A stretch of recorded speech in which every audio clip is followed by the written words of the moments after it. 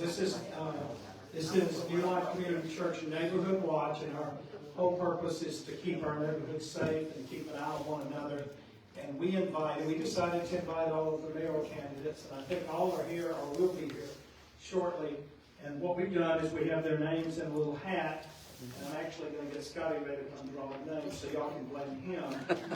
And so it's random, and they draw the name, and each person will have 10 minutes to talk. And we would like them to try to restrict it to safety and crime. This is what our purpose is as Neighborhood Watch. And we're glad to have all of the candidates here. My wife told me to tell you that only Jesus can solve our city. And that's the only thing that's going to fix it. Thank you. So we're not trying to look for a savior. We just want someone to keep us safe. Someone to lead us. Yes, I'm not saying what my wife told me to say. But anyway, I'm going to start with prayer, and then we'll let him come and draw some names.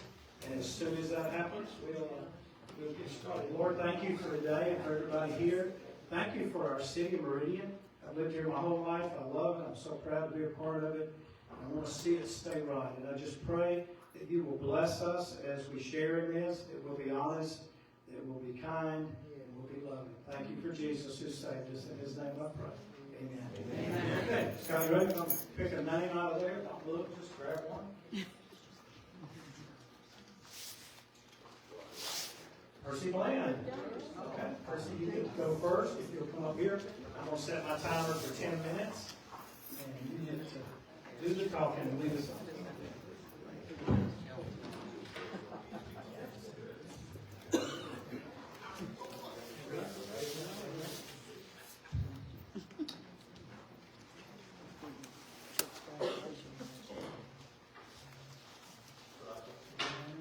You ready? Yep.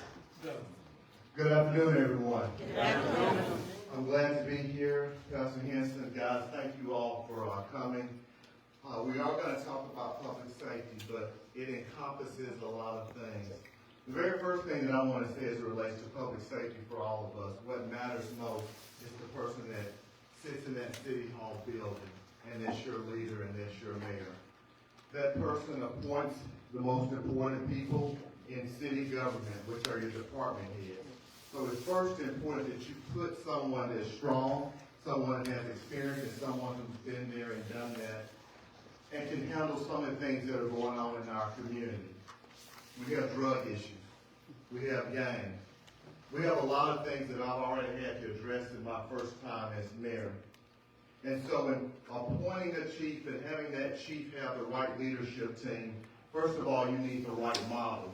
And the right model for leadership is you pick someone in that area who knows that area, who's experienced in that area, and who can lead that area without any oversight. The current model that we have in place, we have people in place that are serving as consultants to the chief. You only need one chief. You only need one department head in each one of these areas to lead. That's why it's very important that you pick a mayor who understands those things. Also, when you're talking about public safety, you're talking about other departments in the city. Community development. There are a lot of abandoned houses, structures that need to be torn down. We're going to do that, and we're also going to have things like first-time home buyer programs to improve our neighborhoods and our community. Parks and Rec. We have one of the strongest Parks and Rec departments in this state. And I'm so happy with some of the things that Thomas Adams has done to improve upon the parks, but also the youth, the people. When we had football, basketball, baseball programs, we invited all the kids, not just from Meridian, from Whitman, from Kemper, from all the county schools. They competed. A lot of state championships were won because we had such a strong Parks and Rec department. Why are those things important? Those things are important because the cornerstones to a strong community are what's going on with your youth, what's going on with your housing, what's going on with your employment rates. While I was the mayor, we had the lowest unemployment rate in the history of this city before COVID. Before COVID. That's true data. That's not my data. That's from the Mississippi Employment Security Company. That's not anything that's made up. These are real facts. And all those things combined lead to a safer community. When I first started as mayor, we had a lot of issues with Meridian Housing Authority. Mr. Ron Turns, the executive director. Had a lot of shootings, a lot of killings in the housing authority units. He told me, Mayor Bland, it's not the people that are living in Meridian housing, it's people coming over there. So what we did was, we put an officer next door program in place, where we put an officer in each one of those housing units. You all don't have any issues with things that are going on in the housing units because you had a mayor that had a team and also had a plan and implemented that plan. A lot of things that people will say about government, you got to understand that it takes a council working with the mayor. A mayor can only do so much if he does not or she does not get the funding to do those things. You need 3 votes to make those things happen. Right now, you'll see a commercial by the current mayor that says that we had a lot of chiefs that came and went. I only had one chief that I let go. He actually resigned. But he's the current counselor to the chief right now. I had some issues in my last 2 years because we had some issues with government. We had people that wanted to be the mayor, and people did not stay in their lanes, and it made it hard to govern and lead. And in those last year or two, when you're talking about public safety, you do need a chief that can stay the course. And we had to, because of the way the ordinances and the laws are in the state of Mississippi, if you're not approved by the council with 3 votes to be the chief, to be the full-time chief, you can only serve in that role for 90 days. So that meant every 90 days, I had to put another chief in place because I had a council that did not approve the chiefs that were in place. And you got to understand what I was trying to do as mayor. I knew that I did not have within the department at the time what I thought was a person that I wanted to be the chief. So I was trying to go outside to bring a chief in at the time. But because of the limitations, I finally did get a chief that was approved, and his name was Chris Reed. And while he was in place, he did a really good job with communicating to the public a lot of the issues that we have in our community. And that's what I will be doing as mayor. I will be visible, I will be strong, and I will also work with agencies, departments, MCC Police Department, Meridian Police Department, the county, state and federal agencies to make our city stronger as it relates to crime and public safety. I will be visible in your community. I'm not going to hide behind any issues. I've never hid behind any issues. We have some really serious issues in our community. We have a lot of people that are poor. We have a lot of people that have a lot of mental health issues. And we have a workforce in the police department, only about 50 to 60 police officers right now. When I left, there was over 85 police officers. So whoever leads this department is going to have to recruit and retain good officers. And then they're going to have to lead and develop them and make them great police officers. And I stand before you today as a person who's been there and done that. I want to say to you all, thank you for giving me the opportunity to speak to you all. And if you have any questions, I'll answer them at this time. But I thank you guys for having me tonight, and I look forward to any questions that you all have for me. Okay, we have 5 minutes for questions. Anyone? Yes. I'll let you call on. Okay. I do have a question. This is for every candidate. As an educator with Meridian Public School District, I am very concerned with how you all, or whomever it is, may come in and redo the school district. Like, how are you going to hone in to make sure that those teachers and students' voices are heard? It's a good question.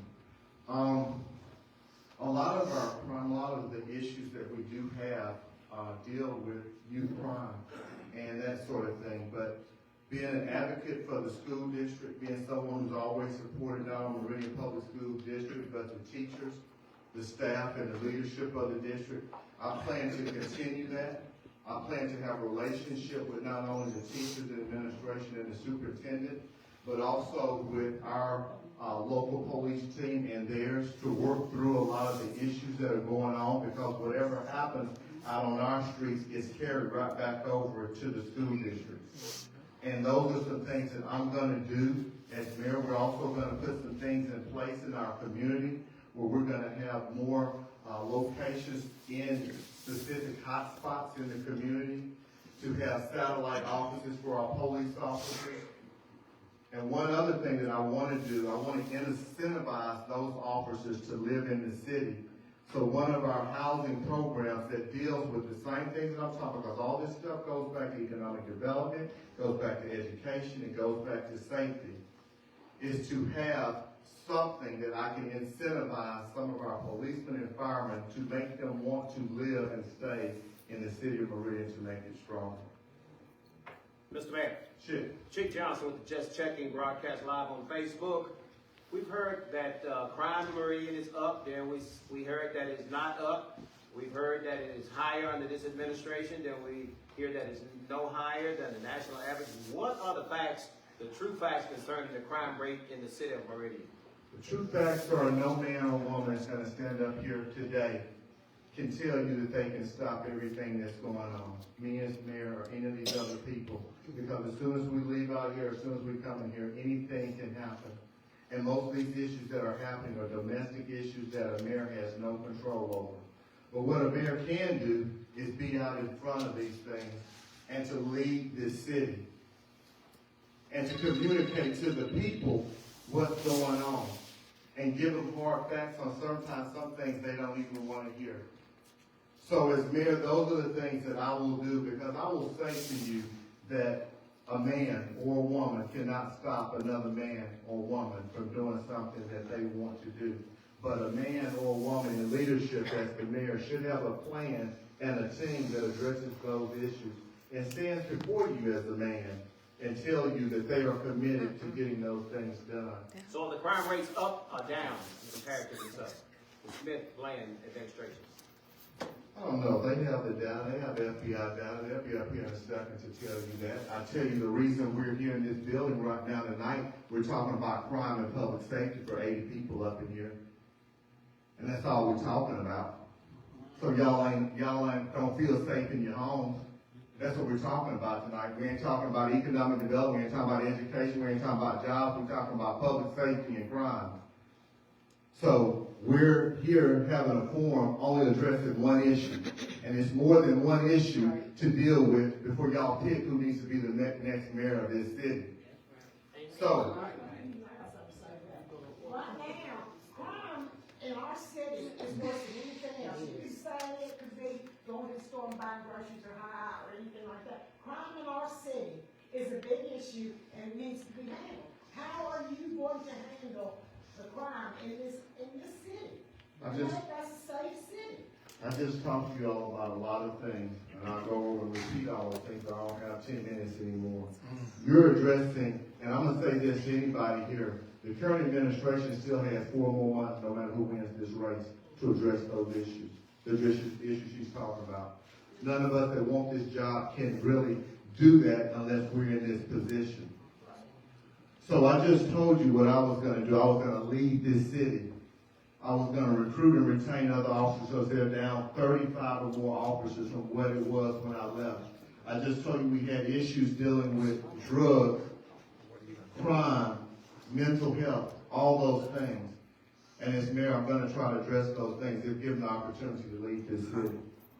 I understand you're right about we can't control what people do. They're going to do what they're going to do.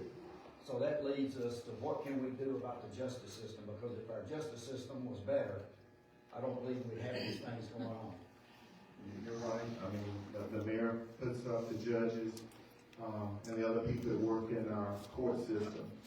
And that's one area we really need to work on. I can't see it. They're backed up and you kind of stop me. Yes. You have something? I had one question for I appreciate it. Thank you.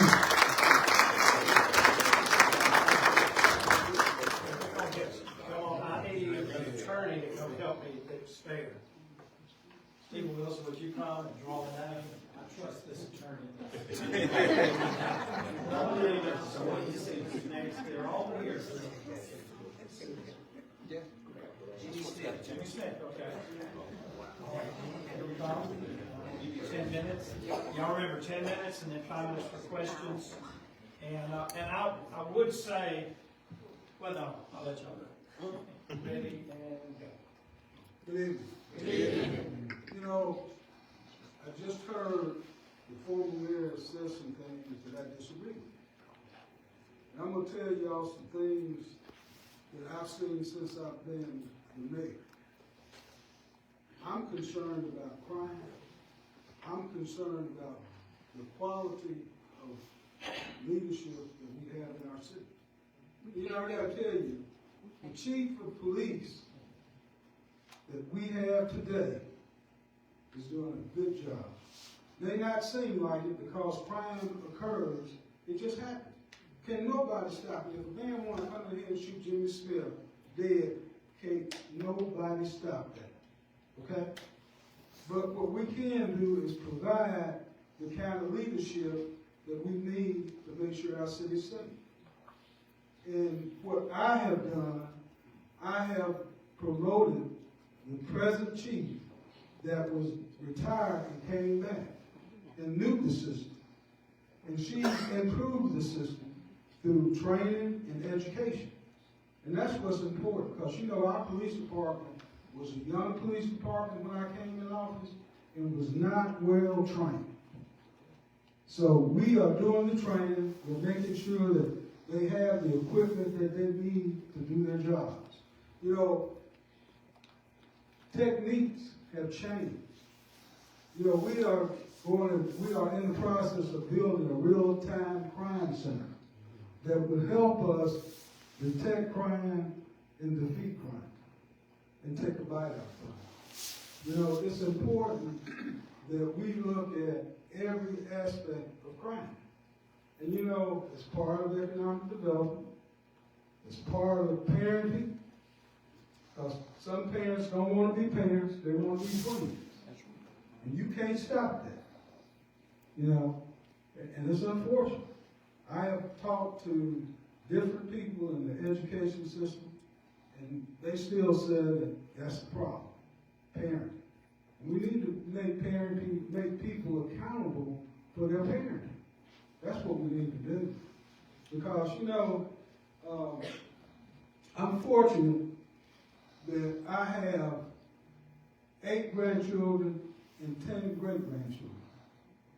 And every one of my grandchildren are grown and are productive citizens. That didn't come by accident. That came by parenting and caring and nurturing. So if we want our city to really be as good as we want it to be, we need to make sure that we do have leadership and people in leadership in positions that can help train our folks. And I think we got a real good police department. It's just going to take time for us to grow as we need to grow. Because when I took office, there were 5 police chiefs. Now, he can describe it any kind of way he wants to. There was 5 different police chiefs, and that tore up that police department. That tore it up. Now, I can tell you, because I was in law enforcement. I can tell you, because I've got experience in law enforcement. I can tell you, because I used to be a detective. I used to be a patrolman. So I have a sense of what the ability of the police are. So we have to look at it in reality, because it's about each and every one of you. It's about all of us. You know, we sometimes think, oh, he's the one going to take charge of this and that. But it's about each and every one of us making sure that we have the right leadership in place. Because you know what? Running a city is difficult. And I agree with Brother Bland on some of those things he said when he talked about 3 votes. That's what actually, that's actually what changes the process of making sure that we got people in the right leadership. Because the council make decisions that affect your leadership. Whether you're the mayor or whatever, the council makes the decision financially. And I'm gonna tell you, I don't have a problem with the council making those decisions because part of it is their job. They're responsible for making sure that we are accountable. And we all should be accountable. Because that's what we're talking about when we talk about crime. That's about all the citizens being accountable for their neighborhoods and for their community. That's about us all calling the police and reporting crime, no matter what it is. It's all about all of us. And you know, I think about different kids that's in our neighborhood, you know, and we ought to be able to go outside any time, day or night, play and have fun. But we can't, because there are certain areas in our city that there's more crime than others. And we have to take care of that. And I believe, and deep in my heart, that this real-time crime center that we're building is going to help us detect crime all over the city. Because there's other places that they have this system in that has reduced crime about 20-25%.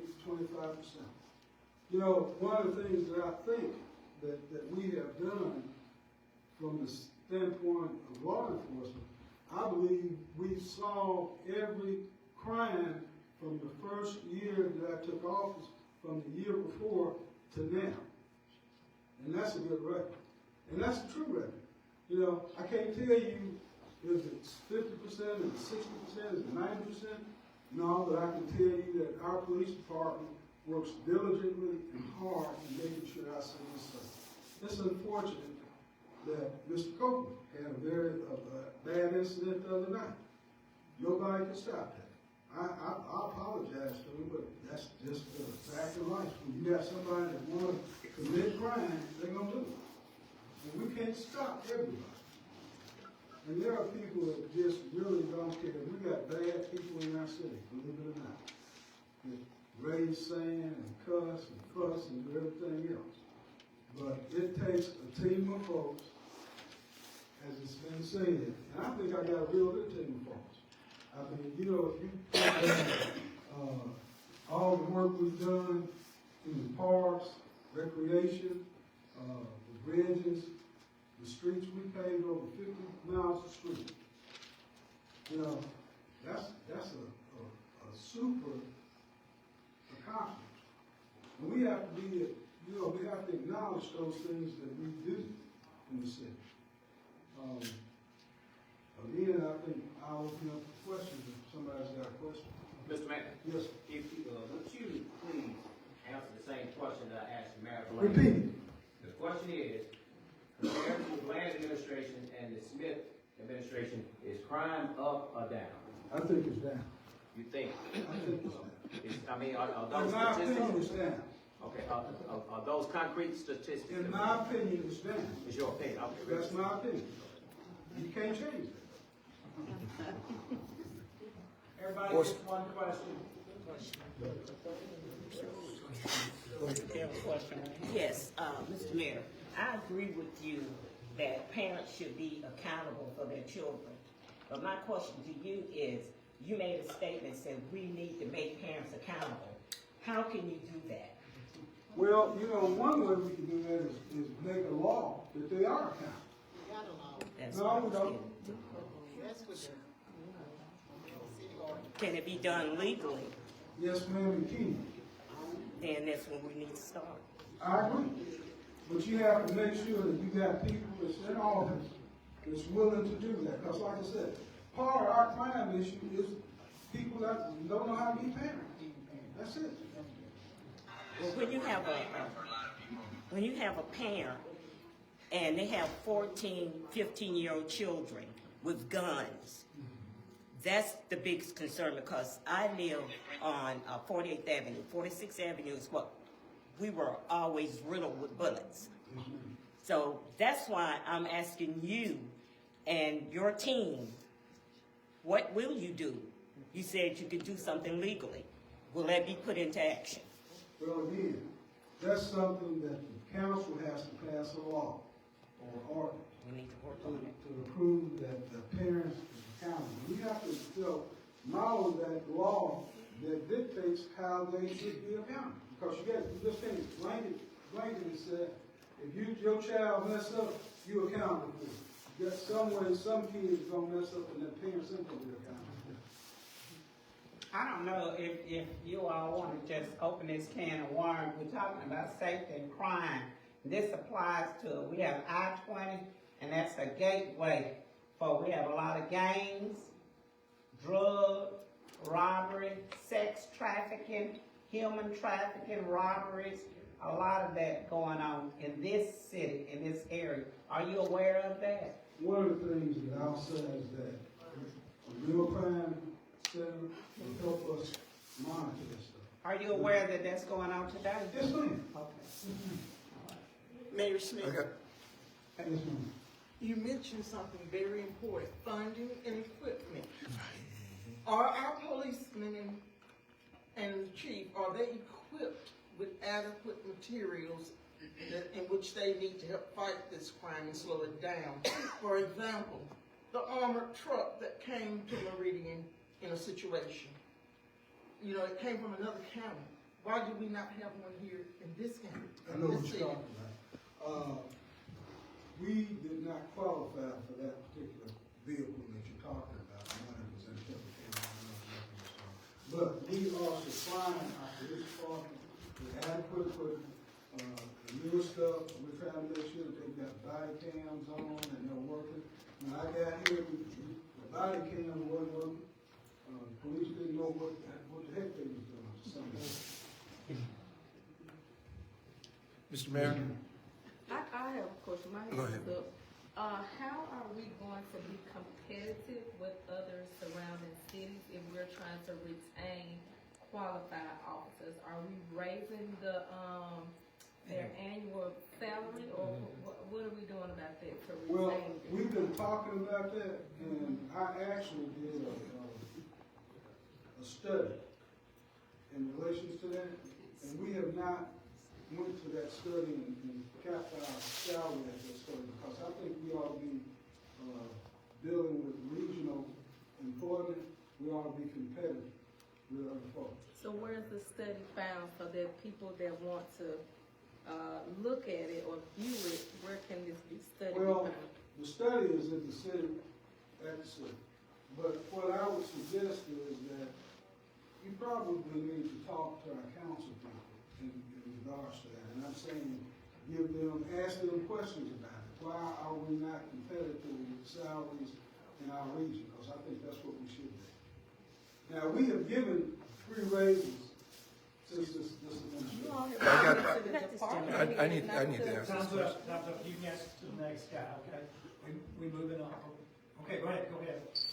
Mr. Mayor, Ruffin Patterson, Executive Director from CS, Community Youth Engagement Services. I've heard from most all the candidates about policing, and and law enforcement is definitely one component, but we're missing some other facets that no candidate is talking about. We're not talking about prevention education, intervention strategies. We're not talking about graffiti abatement. Does anyone, and this is to all candidates, what is your concrete plan for addressing the issue? Irrespective of policing, because that's all I'm hearing, which is good, and we definitely need that support. But I need to know, what other strategies are we implementing, or are we prepared to implement? Because we need to deal with the parent, the youth. We definitely need to deal with the visual with regard to the blight. Mm-hmm. So that's what I would be to any. Well, Thank you. I'll respond to that like this. I think that that's part of the solution. You know, I think we ought to be dealing with all of it. It's part of making sure that we're providing educational tools to young people and to involve them. and talk to them, because they're part of the community too. We need to be talking to them on a regular basis to some degree, you know, because I think that's what we need to do. Okay, thank you so much, and I didn't shake your hand earlier, so I want to show favoritism. Okay, and I'm gonna let my wife pick next, because that shows her.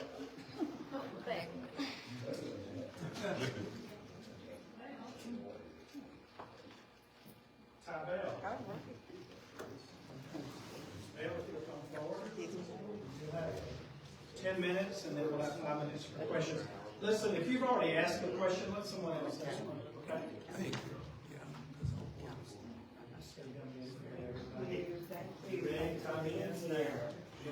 Good evening, everyone, and thank you for being here tonight. I'm a prepared person, so I actually got prepared as soon as you invited me to this. So I came prepared with information that I definitely want to make sure that each and every one of you all tonight would know. I want to start by saying thank you for your presence in this room. Speaks volumes. It means you care. It means you are invested in our community, our safety, and the future of our families. And it means you believe, just like I do, that we deserve better. As your councilwoman and a candidate for mayor, I am here tonight not just to talk about the problems. We all know them too well. Gun violence, gang activity, repeat offenders, as well as property crime, drugs penetrating our neighborhoods, and a police force stretched way too thin. The time for talk is over.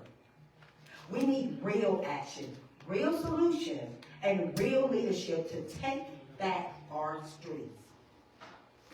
I'm here to lay out a plan that is tough on crime, strategic in prevention, and committed to building a safer, stronger, and more united Meridian. A bold plan to prevent, reduce, and execute. The first step is to solving crime is preventing it before it happens. We must be proactive instead of just reactive. Here's how we do it. Number one, fully fund our police department and recruit officers aggressively. We are down in police officers, and that is unacceptable. Criminals are not taking a day off, and neither should our hiring efforts. My administration will offer competitive incentives, signing bonuses for new officers, housing assistance to attract officers from other cities, and scholarships for local students who commit to joining law enforcement after graduation. We will ensure officers have the latest technology, training, and resources to fight modern crime effectively. Zero tolerance for violent crime. Stronger penalties for repeat offenders. No more slap on the wrist. Increased patrol presence in high crime areas with real-time crowd data to deploy officers where they are needed most. A gang task force, a dedicated unit focused on dismantling gang activities and cutting off recruitment pipelines. Number three, juvenile reform and at-risk youth programs. Crime is not just about arrest. It's about stopping the next generation from becoming criminals. After-school programs, trade skills training, and mentorship initiatives will give our youth a real future outside of crime. Partnering with churches, nonprofits, and businesses to fund scholarships, apprenticeships, and career pathways for kids at risk of falling into the system. We will work with the courts for community service-based juvenile sentences that provide discipline, structure, and accountability. Community-led crime prevention, a revitalized neighborhood watch program, where every block has a dedicated watch leader, trained in safety and coordination with law enforcement. Anonymous crime tip awards. You see something, say something, and get paid for helping clean up the neighborhood. Community-based intervention teams, where former offenders and survivors of crime help mediate conflict before they turn deadly.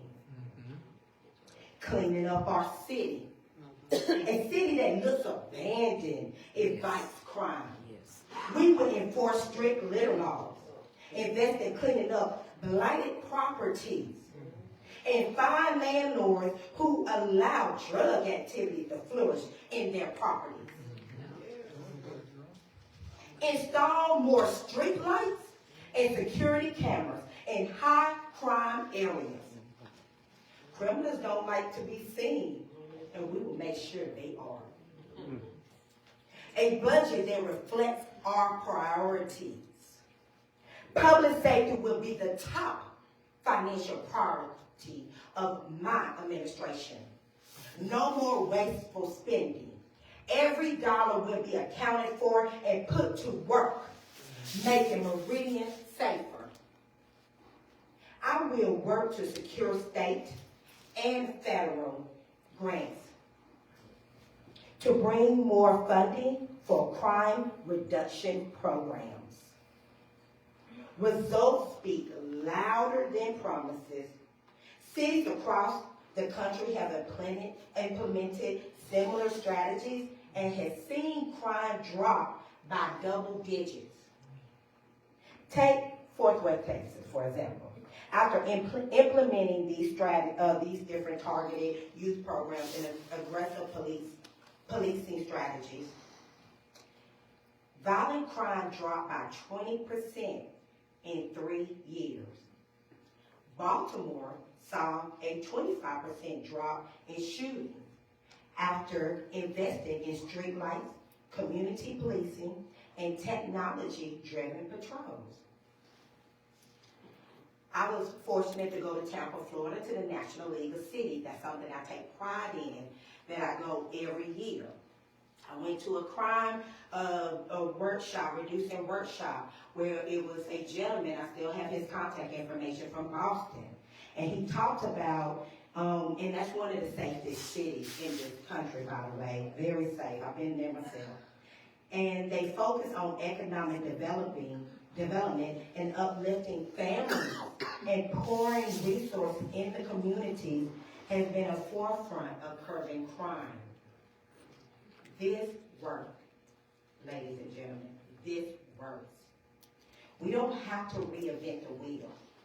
We just need leadership that knows how to turn the wheel in the right direction. New leadership, new direction, and new future.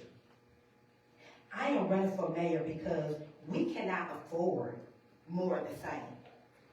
We need leadership that is bold, fearless, and unafraid to make tough decisions. I believe in discipline. Crime needs strong consequences. I believe in accountability. Our city budget must work for us. I believe in community. Together, we can build a Meridian that is safe, thriving, and full of opportunities. This is our home. Our families deserve better. Our children deserve a future. Our seniors deserve to feel safe walking outside. But this won't happen on its own. It takes a plan. It takes leadership. And it takes all of us working together. If you're ready for real change, if you're ready for a safer city, if you are ready for leadership that will not back down from crime, then I ask you to stand with me. Work with me and vote for me. Because I believe in her, which stands for hope, empowerment, and renewal. Together, we will take our city back. Just to give you a little tidbit, if I have a few more minutes, I am born and raised here. Cranberry Court, birth certificate, and I am a part of the Red Line, and I'm proud to be. And there has always been crime.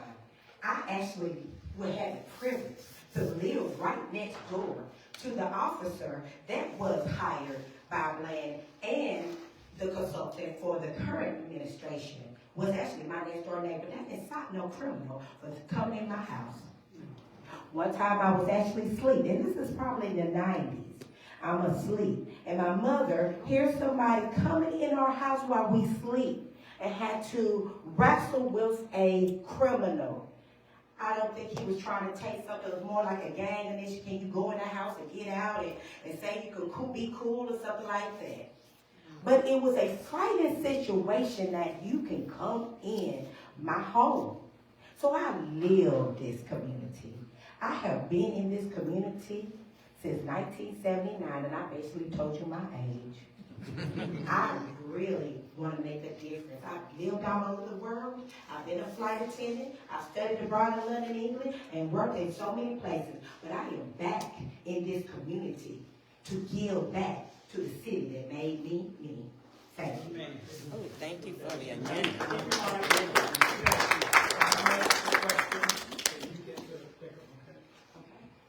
Anybody have a question? Yes, Mr. Clean Hawkins.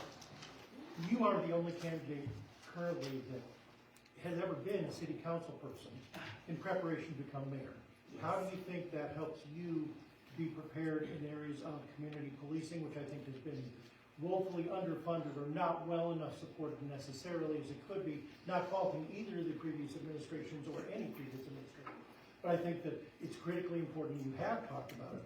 Well, how does your experience as a city council person lead you to become better prepared to lead us as mayor and to become better at helping to stop the crime problems that do exist in the city? Thank you so much. That's a very good question. I have actually really always, when I got back to Meridian, it's been a fight for 15 years. The plane that fell it up was actually the actual airline. I clocked in and clocked out too. So their leadership training to save all those people is not surprised to me because I was trained by that particular airline. So I come to my wings and came back. And so I always had mayor on my mind because I really wanted to make a difference. I wanted to really try to give back to this city. So I was so blessed to be under the Bland administration. He appointed me as his civil service commissioner, and I thank him for that. And that led me into the city municipal government and learning from the employees and the officers and how they did things. And that was a great learning tool. Then I ran for city council where I'm under Smith administration. I'm his council woman. And I did a lot of I have the experience and the background of being from here and actually being with the community, talking to them, seeing what their issues are. That has led me to prepare to be mayor. We also have things like the Mississippi Municipal League, where I am the first and only councilwoman that did all the classes that require, usually take people 8 years to do those things. I did it in 3, because I was just that dedicated to be very educated as well as experienced so I could do a good job for each and every one of you. It is very important whatever I was supposed to do and I was elected to do, that I do a good job. So being at the forefront, seeing what the issues are, being at the table, seeing where it currently stands, and then to take that to the next level so I can address each and every one of you all issues is actually just an honor. I understand what's going on. I'm at the table. So all I'm doing is just wanting to better suit each and every one of you with crime prevention, public safety, and those issues like that. Did I answer it? Anybody have another question? I just have a statement. I appreciate you coming prepared. You had an agenda and you had a plan of what you wanted to do. That makes a difference. I think that's what all of us want in this room, to hear what is important and what you plan on doing. Yes, I appreciate that. that. So much. My pleasure. Thank Thank you, guys. It has been an honor. This journey has been wonderful, and I appreciate you. You guys are my family. Everybody in Meridian, this is home, and I want to give back to the community that made me me. Thank you.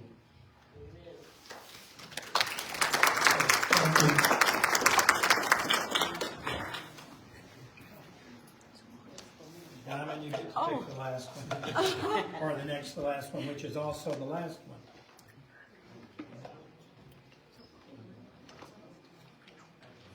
Okay, Rita Jack, you're next. Rita's here, come on up here, Rita. And that means that Mr. Copeland is last. So you actually picked two there.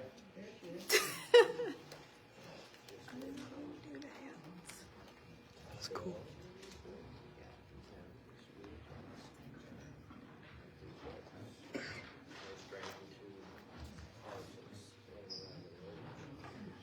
I want to thank y'all for coming.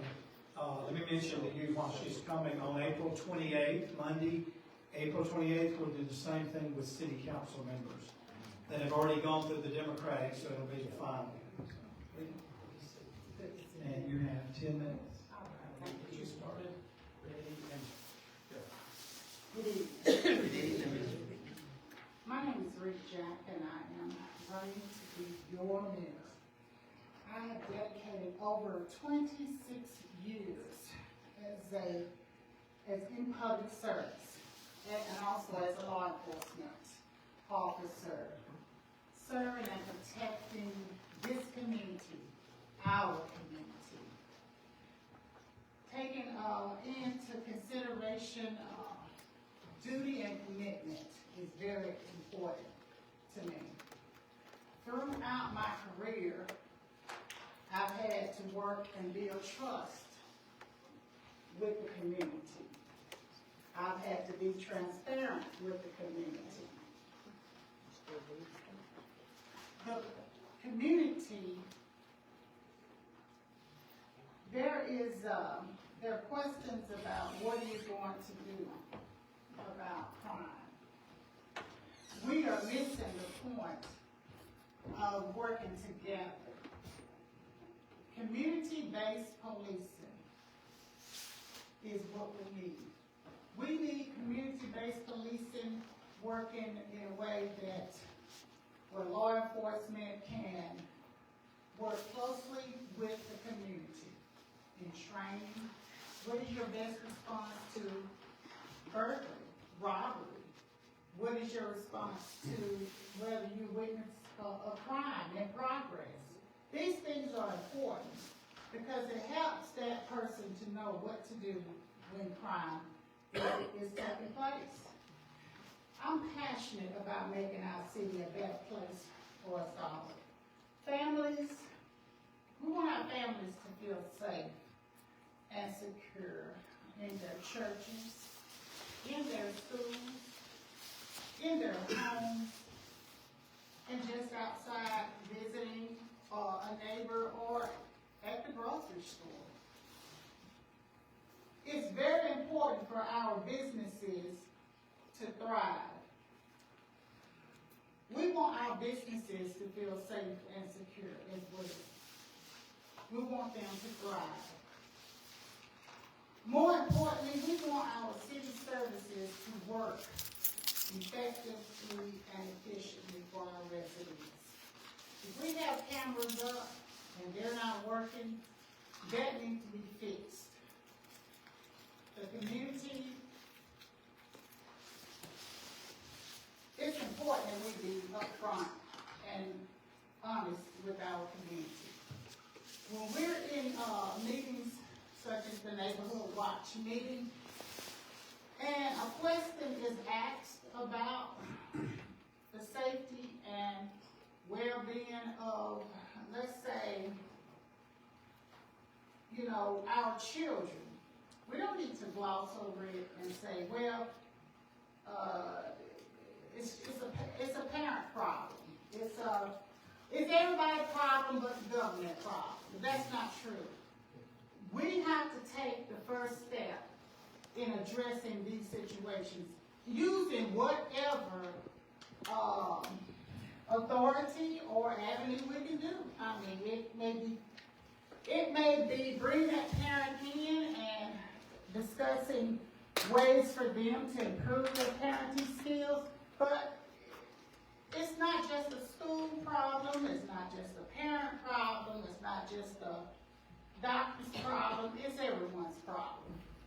So we want to stop pointing the finger at what the previous administration did and the current administration not doing. It's obvious leadership is the problem. That's the problem, leadership. And so when you have leadership that is experienced, problem-solving skills are to the roof, and the ability to work with diverse groups, that has prepared me to step into this new role and lead with integrity. I've had my hands actually in everything that's been discussed. Not everyone could say that. I've been a part of government operations. I've been the person who delegated the responsibility, and I've been the person who has taken that issue and dealt with it. So I'm not just someone barking orders or managing. I actually had my hands in it, and I honestly had more fun with my hands in it. So, but this is where we are now. We are in the position to run for mayor, and hopefully, at the end of the day, I would become your mayor. I say you've given the others chance, give me chance. I want to be your mayor. Thank you.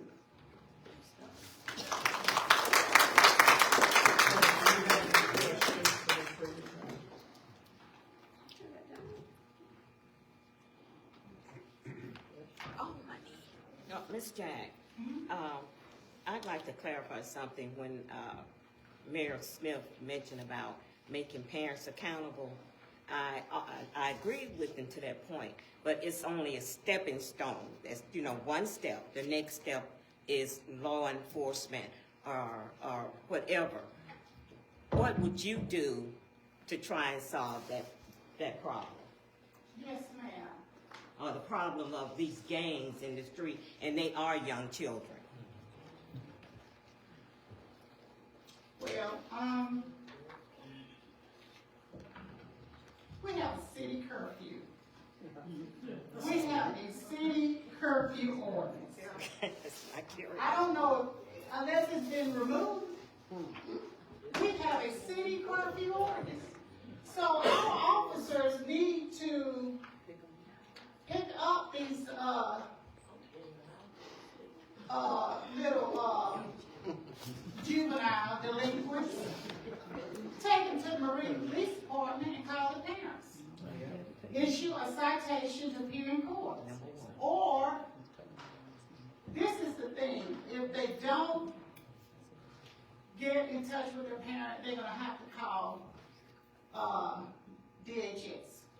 So that puts that child in the system. We're going to have to work this one child at a time. We want to come and deal with the things in the masses, but it's not going to work. Not at this stage. It's too critical.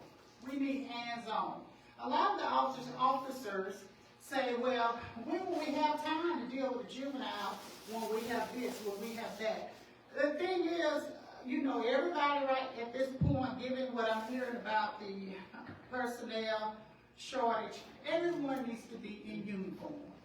There's nobody needs to be around nursing a desk.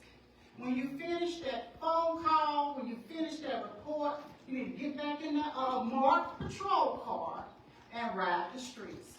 You don't need to be behind a desk.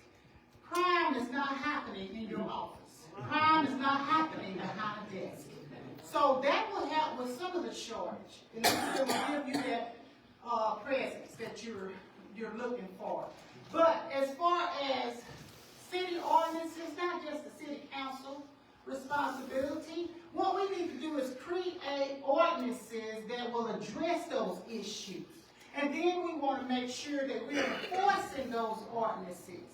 So, most of all, we need to know what ordinances are on the books.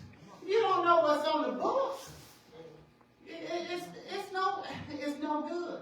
So, you need to know which ordinances are on the book, what the problem is, identify what the problem is.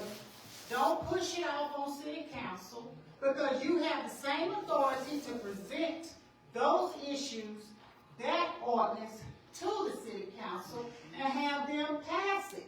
And it's us working together. It's not going to be, like I said, just a law enforcement issue. And to address your question, it is community-based policing that is going to help curtail this crime involving gangs, involving delinquents. That's what they are, juvenile delinquents. If they're not in school where they're supposed to be, they're out committing crime. The crime is not being in school. So think about it. The truancy is a big thing. So we want our officers to know the process. It's very simple. Very simple. As I stated, we have a curfew ordinance in place.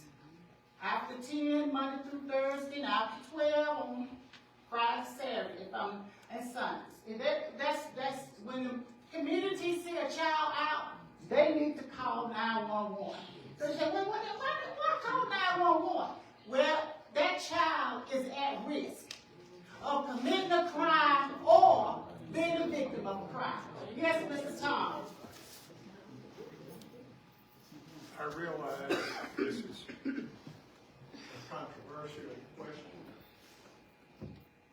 but I think it's appropriate. Both of the last two mayors have fired you. It's been a question in my mind ever since Mayor Bland did it at first. He was unsuccessful because the civil service overrode his firing. 3 people out of 5 voted in support of Mayor Smith's firing. So it's stuck. My question is, why would both of the previous black mayors choose to fire a person who had been serving this community for over 20 years? Exactly. That has been a question that I cannot get an answer to. Could you give me, or give this group, your opinion of why that occurred? Thank you. Good question. Thank you for your question, Mr. Thomas. So most of you who have followed the news know that I've had turbulent years with the police department, where I was terminated in 2001 and reinstated by courts in 2003. I was terminated again in 2020 and reinstated that same year. While I was going through changes with the civil service or making appearances, unbeknownst to me, I was under investigation. So that resulted in a termination in 2022. Well, believe it or not, I was just as shocked as you were, because I didn't know. But because I am currently in the courts, in the appeal court, and also federal court with the civil matters, I am not able to speak on the details of it. But I can tell you this, it is online. All you have to do is create an account, and it'll cost you a few dollars to pull up the case, and you can have that, read unto your heart's content. It is accessible. But I know you'll say, well, that's not your words, they are my words, because I'm actually pro bono in the civil case. So there is an appeal out there. So I'm kind of hoping that I get in office. My reason for being, I just thank God that He has given me the mindset to run for mayor. Because my heart was so set on being your police chief. I really, really want to be your police chief. Or work closely with the police chief. And neither happened. So, you know, when you are just that type of person that people feel threatened by, they don't want you nearby them. They don't want you nearby them. So, I just, I'm happy for the experience of overcoming what we've overcome, but we're here today running for mayor, Mr. Thomas. And I assure you, if I could talk about it, I would. But because it would help me to talk about it. But I can't talk about it. But anyway, what else? What do we have? I just want to know about the juvenile center. Can we reopen and get a juvenile center, a place to house our delinquent, so we won't have to drive them back and forth to other counties? I like that. I want to deal with our juveniles ourselves. Yeah. I think it would be best on the parents. I think it would help with the training, the parental training, to have that juvenile as well interacting with the parent in that training. Right. But this is the thing, that the closure of that center, I think that was done, it was out of control. The judge, of course, Judge Bell Young, she does have, I want to say, some authority over that decision. But how about this, Ms. Barbara? I'm going to check into that. I need you all to have in mind what you want to see done when this new administration takes over. Because it's not going to be just one person figure out things. It's going to be a community-based policing. No one person have all the answers. I learned that in Neighborhood Watch. I was your former Neighborhood Watch coordinator, and I loved that. Was the best position anyone ever had. And I see some of our Neighborhood Watch members, and I hope you all continue meeting and communicating as you have, because that's what keeps you current and call the officials to the floor and ask them those tough questions. And when they say it's just my opinion, no one asks you for your opinion. We want verified statistical numbers. Are we up or are we down? Are we in or we out? We need to know. We don't want your opinion. You don't want my opinion. If it is my opinion, it needs to be an expert opinion. It needs to be that opinion which allows you to give that opinion.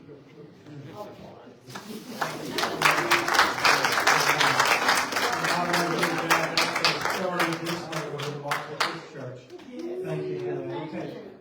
Jimmy Copeland, you have 10 minutes. Come on, it's your turn. That should be able to. Okay, we ready? Good evening, everybody. Good evening. I know y'all a little tired. I'm not going to be up here long. But a lot of you have never met me before, so I want to give you a brief bio, just real quick. My name is Jimmy Copeland, and I was born and raised in Corinth, Mississippi, which is north of Tupelo, right on the Tennessee line.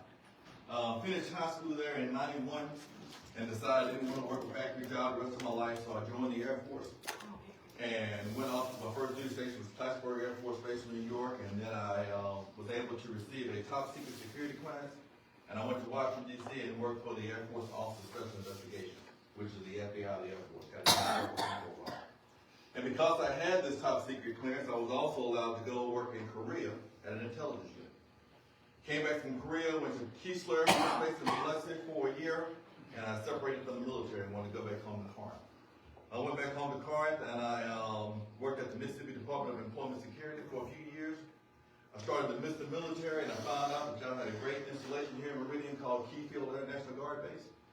So I joined Keyfield Started doing 1 weekend a month back and forth, and then I was offered a full-time position here at Key Field, so I came here and moved here. And when I arrived here, I met this beautiful woman here. And some 2.5 years later, we married right outside in Dumas Plaza, right downtown in Meridian. So I have been back and forth in Meridian for a little over 22 years, but I've actually lived in Meridian for 18 years. So I feel like Meridian is home. This is where I'm staying, this is where I'm going to be. I care a lot about Meridian. Now, since I've been campaigning, people have said to me, well, you know, he's not even from here. Well, 2 of the candidates that are running for mayor are not from Meridian, me and Mr. Bland. And I think Mr. Bland was here about 6 years before he ran for mayor. I've been here 18. So I think I have a lot of knowledge about what's going on here in Meridian. Now, since I retired from the Key Field Air National Guard base after 26 years of military service in April of 2020. It was during COVID, so I didn't get a chance to have a retirement ceremony. We did that later, but I had 26 years of military service there. My wife has been in 23 years. She's still active duty at Key Field. And then we have a daughter that's in Jackson at the Air National Guard. She's been in 3 years. So we're a military family. We know all about leadership. Our motto has always been integrity first, service for self, and excellence in all that we do. That's what we've done our whole lives. So, why am I running for mayor already? I had no plans to do this whatsoever, to be honest with you. I am the vice chairman of the East Mississippi Business Development Corporation, the EMBDC. We've been working on this data center coming here for over 13 months, 14 months now. Okay? And when we got the information and we knew that they were coming, and we knew the kind of investment they were going to put here, and the type of resources and the tax dollars that were going to be coming to this area, is when I got concerned. Because I'm afraid if we don't take advantage of this opportunity and we let these dollars come here and they're wasted, it's going to be a missed opportunity.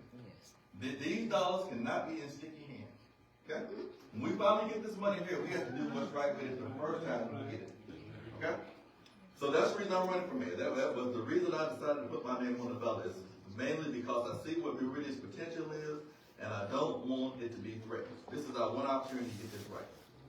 Now, a lot of times, as an individual, what does it take to achieve success? Success, whether it is you as an individual when you were in sports, in school, whether when you decided to go to college, join the military, get married, whatever it is success, to be successful, is right on the other side of fear. That's where success lives, on the other side of fear and change. You're going to have to do something different in order to be successful. And that's where we are, Strawberry. We have to do something different. We have to look at things in a different way and not be afraid to stand up and do something different. Crime. I'm going to give you specifics. I'm sorry. That's just how I am. Our police force is down. We can see the numbers. We have 110 positions on the books, as far as we know, and we are not fulfilling those positions. These are fully funded positions in our budget every year. Fully funded. It's not money we have to come up with. This is money that are fully funded positions. I've been attending city council meetings, city council work sessions, and they become innovative. I applaud the council people and what they're doing right now. Here's an idea for you. We need, first of all, we know we need to raise that minimum pay that is required to become a police officer here in Meridian. I'm not sure what those exact numbers are, but I've been told that it's in the 30s of thousands, in the 30s. Hattiesburg's initial pay for a police officer is $50,000 a year. So it's hard for us to compete with that. So we need to raise that. We thank the city council for the 3 pay raise that they got, but we need to raise that initial pay for those officers coming in. And get your pencil and paper out real quick. Okay? I'm just going to throw some numbers out there. Let's say there are 40 positions that are unfilled in the city. 40 police officer positions that are unfilled. Let's say that they average $30,000 per position. Now, this is money already budgeted. So if there's 40 positions at $30,000 a piece, that means you can give $15,000 a year raises to 80 people. You understand that? It's not required, but that's what you can do with that amount of money. That's what the city council has been looking at with different positions through the city. They're looking at one right now in public works, where they're looking at taking the money from other positions and funding pay raises for those people in those positions. That's what we need to be doing. We should have been doing it for years. It's a different thought process. And that's what we have to do. As far as patrolling. So, I think we need more, I'm lost my train of thought. I think we need more frequent police stop and intervention within the city. So if you're driving around the city of Meridian and you do not, have y'all ever been to a place where you visited and somebody said, you be careful over there because they write tickets over there, they get you feet, they watch. That's what we need here. You need to come to Meridian with that attitude, that Meridian does not play in law enforcement. We need more patrol stops as far as checking for ID cards and different things. And if you are, if you run a red light or a stop sign or something like that, you should be pulled over and ask for your credentials right there. And they give you an opportunity to catch people who have out on felony warrants, or they are carrying illegal weapons or illegal drugs. That's the simple thing that you can do in order to get some people off the street, or to make people not ride the streets in the first place. That's the kind of thing. Very simple thing. We need more camera systems in this city. Now, I've been here long enough that I know that we've been talking about a camera system in this city for over 12 years. Now, somebody posted on the Facebook page, somebody posted the other day that the camera systems are really working now. That's what I've been told. Because we're getting ready for this real time crime center. I think it's an excellent thing. I applaud the mayor for working on that. And I've been told that the cameras are working. Why did it take 12 years? I was told that the Bland administration implemented cameras. I was told that, I don't know if they worked or not, I was told that when the Smith administration came in, that he said those cameras did not work and had to be replaced. And if that is true, it may be. But then it's been 3.5 years later, and we're just not getting them working. And I don't understand that whatsoever. That is our number one priority, as you're saying. That's why we have to spend that money to get that done. I applaud Ms. Jack. I don't think we have had a neighborhood watch program to be effective since she left her position. And we need to get back to that. It is absolutely essential that we get that position. Except this one. Except this one. Yes, sir. All right. Wonderful. And we need to get that back in place. Those are the little things that we have to do. When you look at the state statute for Mississippi, it talks about what the qualifications of a strong mayor is. Gets a chance to appoint a CAO, police chief, different commission board members, so the school, all of that is part of being a mayor. It says nothing about leadership. You can be a good manager. You can go in there every day and sit behind the desk and do the paperwork and do what needs to be done, but leadership has to be out front and in person. We need to have when things happen in this city, you need to hear about it. There needs to be a press conference. There's no need for me to come up here in front of this podium when we're talking about a crime issue and not say anything to you and go back to my seat. Okay? Can't be done that way. We need to have, I want to mention at a meeting I had the other day, I like to formalize the mayor's position a little bit more. I think we should have an annual City of the State address. And let you hear exactly what's going on in the city. You know, you need to hear it. But we need to promote the good, of course, but you need to hear exactly what's going on. And that's the responsibility of the mayor.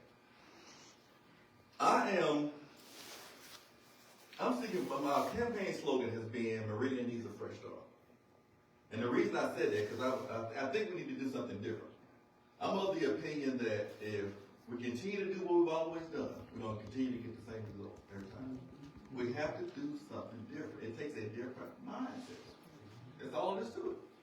And now, as far as working with the city council, that was one of the questions that was brought up. How can we work with the city council to get more things done? Because you're right, you do have to have 3 votes. But you have to start off on the right foot. You have to put yourself on the equal playing field with those individuals and let them know that you're here to work together. Now, we have a street paving program here within the city. And a lot of streets we got paid, and we appreciate that. That's a great thing. But the way that it's done is what I want to change. Yes. Okay? Now, the way that it's done right now is the city council passes the budget, and the mayor decides how much he's going to spend and how much streets are going to get paid within the city.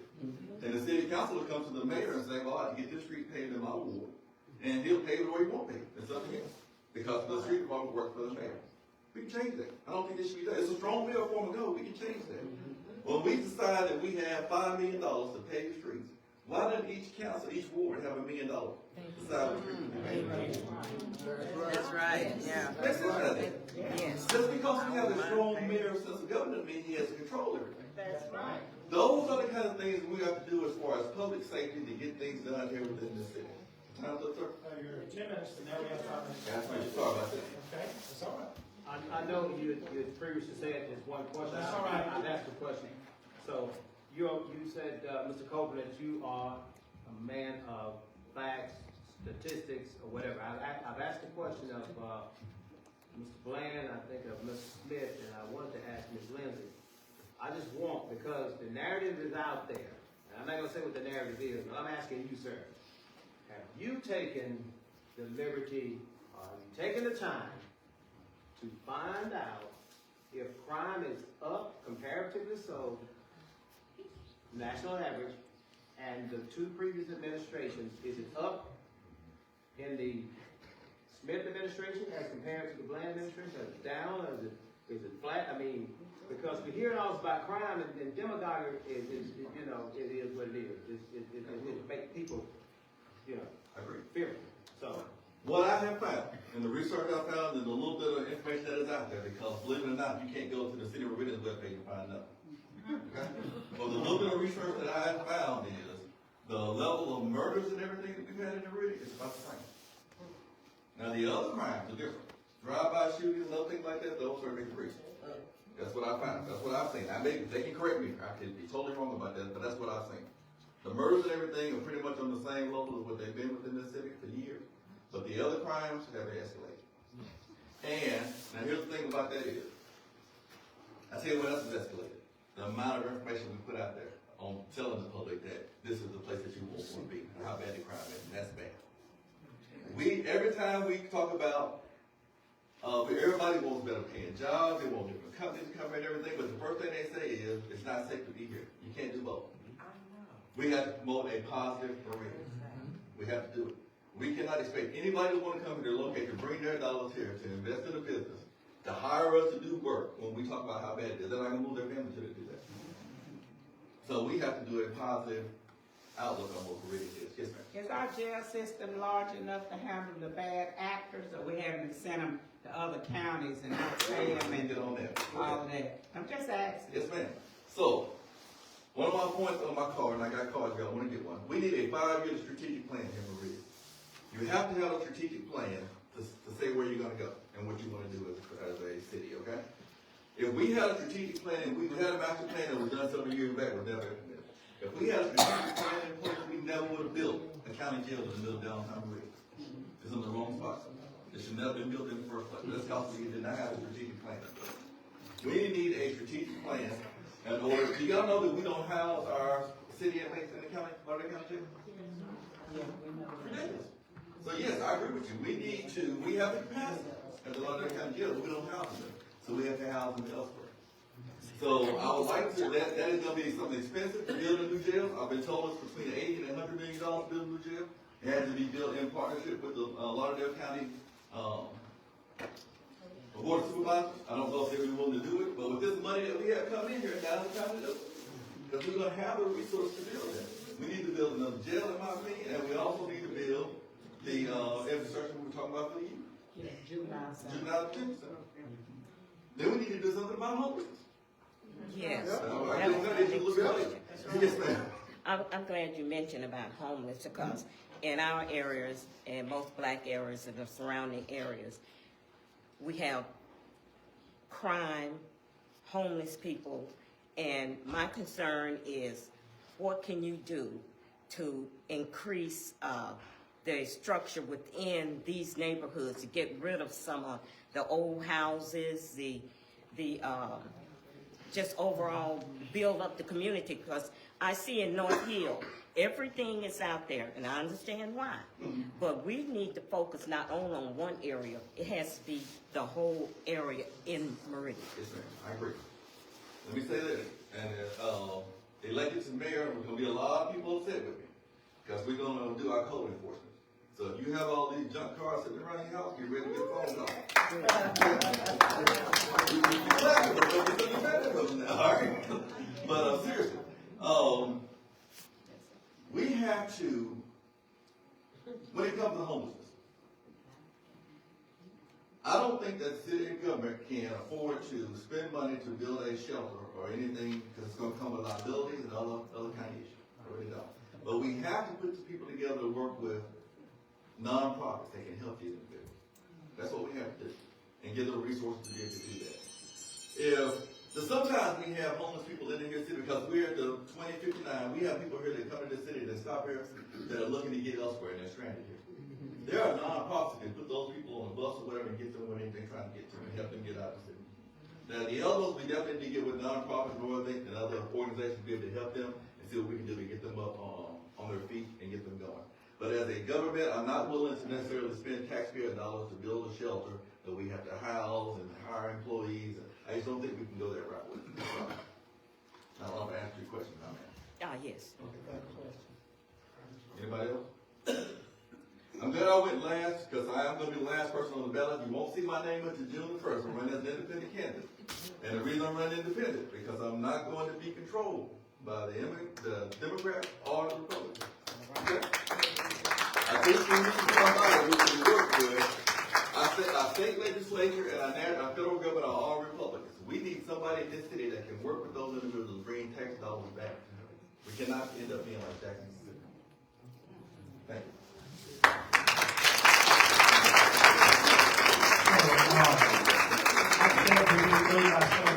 We have 5 minutes. I need to ask you, does anybody have any question for any of the candidates again that you didn't get to ask and you want to ask one of them?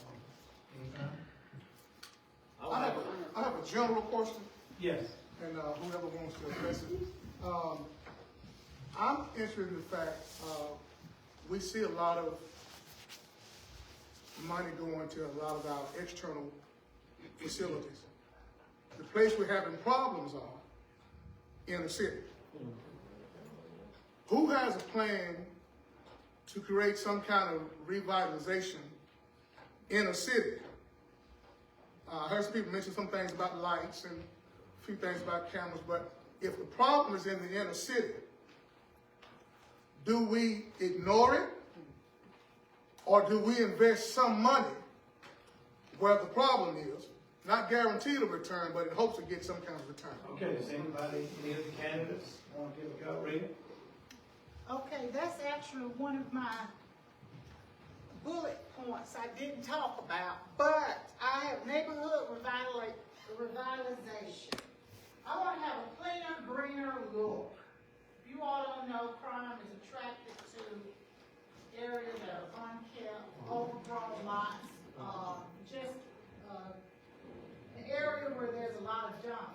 So we want to look at landscaping, we want to look at these neighborhoods that are having a lot of garbage dumping and overgrown lots, as well as, why not have tree cutting all year round? Why just have it on one part of the year when you got a problem all year round? So, but in respect to that question, that is something that I want to look at and allocate funding for each ward, and that is on the city council member who want to pick out what neighborhoods in their ward need those attention. We can start budgeting for this.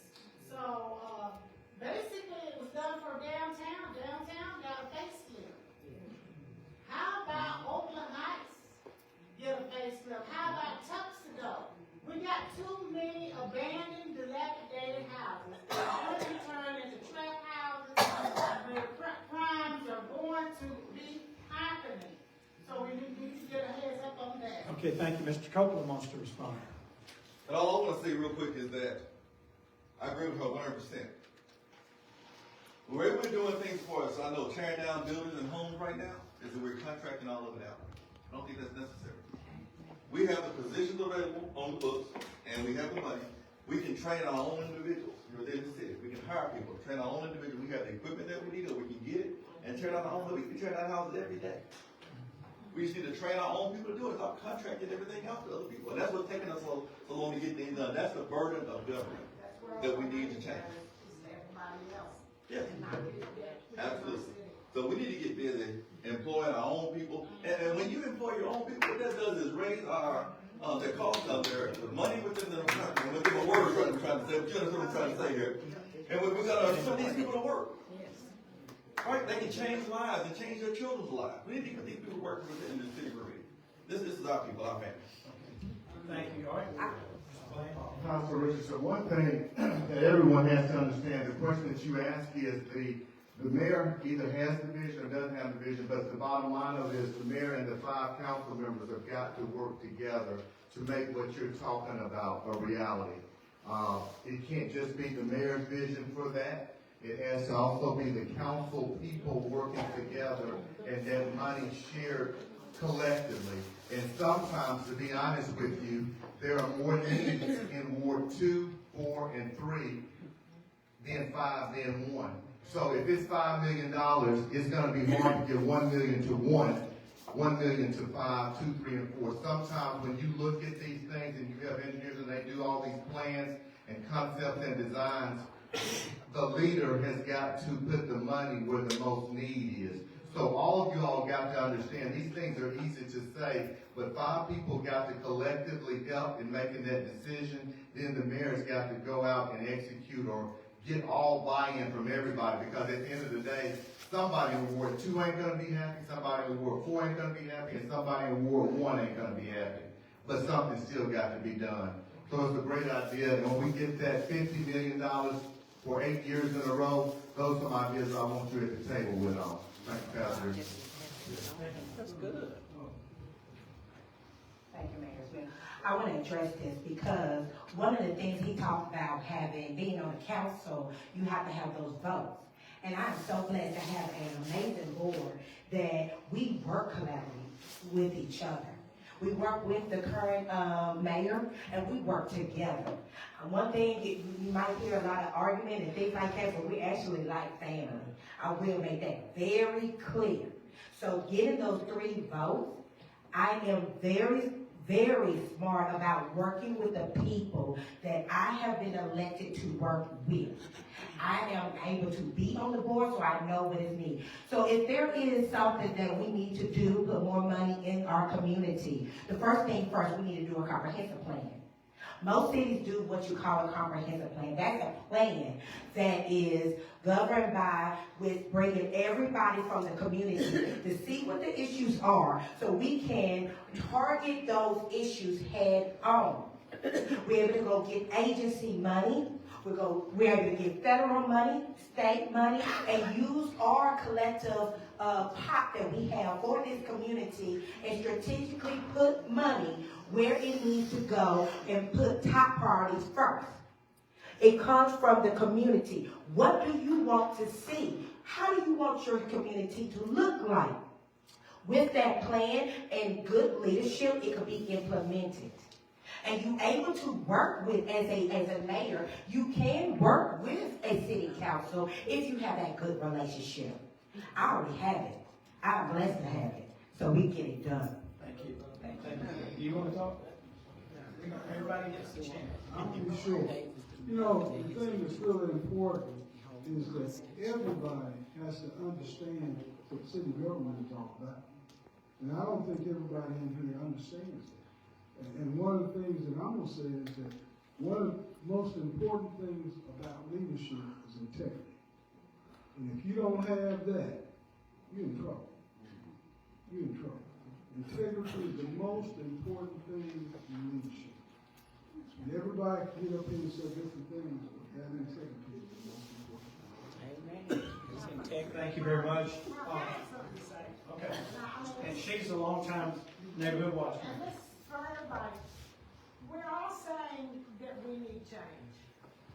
I'm going to agree with that. I think that our mayor, number one, needs to change.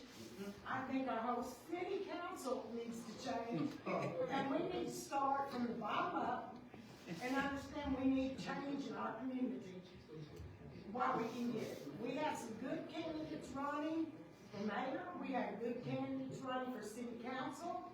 And thank Ralph and his church community for allowing us to have this here, because I've learned an awful lot.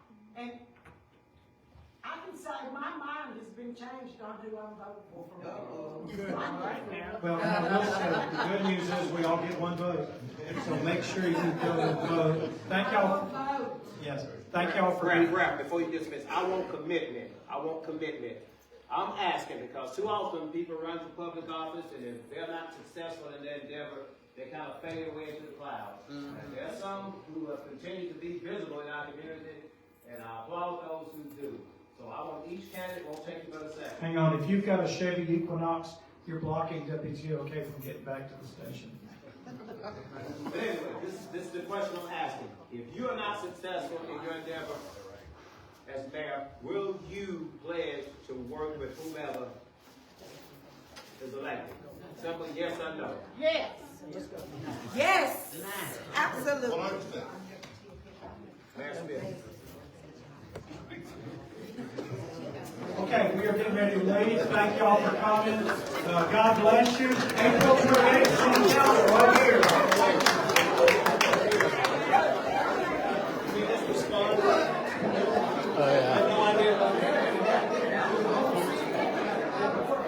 It's a really good turnout. Yeah, I was really pleased. And all the candidates came, and I didn't get to